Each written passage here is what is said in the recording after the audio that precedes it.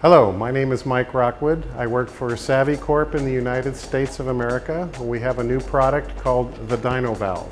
What this is an electronic PCV valve that recovers the vapors inside of the engine and reburns them through the intake so you have another source of fuel.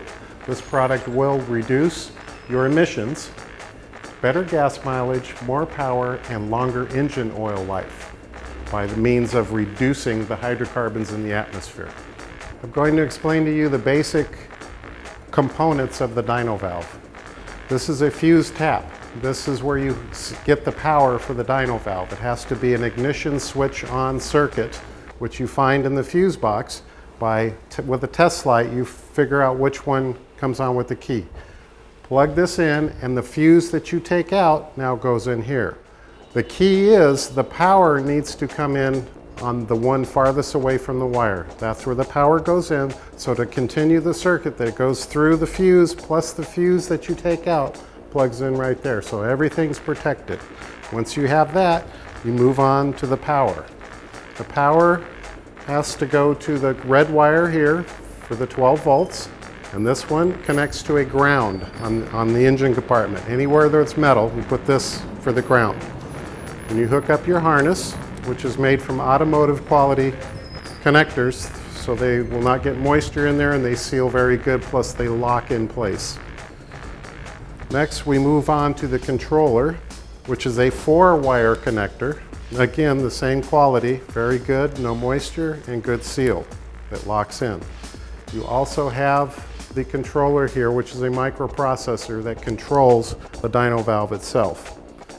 We get along to the Dynovalve, and we have a PCV valve that is electronically controlled by the microprocessor. This green wire hooks up to an ignition source or an injector source for an RPM reading of the engine.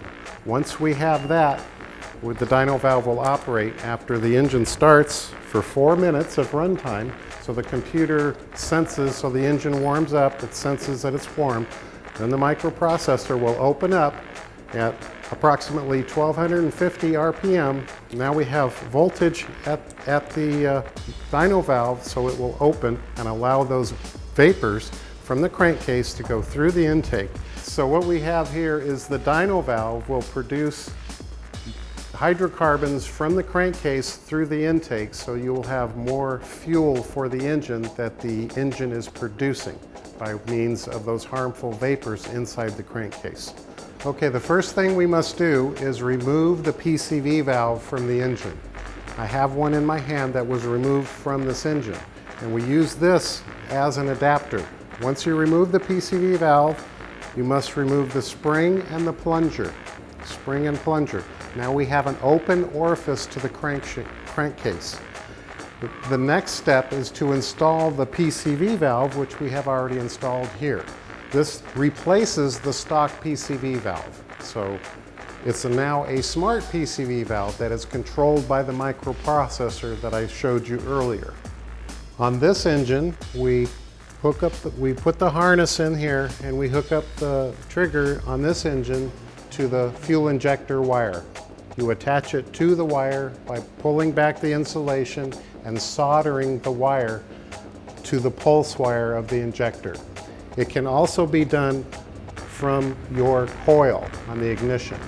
As long as you have a pulse for an RPM reading, it could be any one. It doesn't need to be 1, 2, 3, 4. It could be any one, just one. This is the controller for the Dynovalve. Notice that we have mounted it in a cooler place in the engine compartment. Once everything is hooked up, you will see a red light and a blue light that will flash. It will go through a 4-minute timer before it becomes activated, and the Dynovalve will work at 1250 RPMs.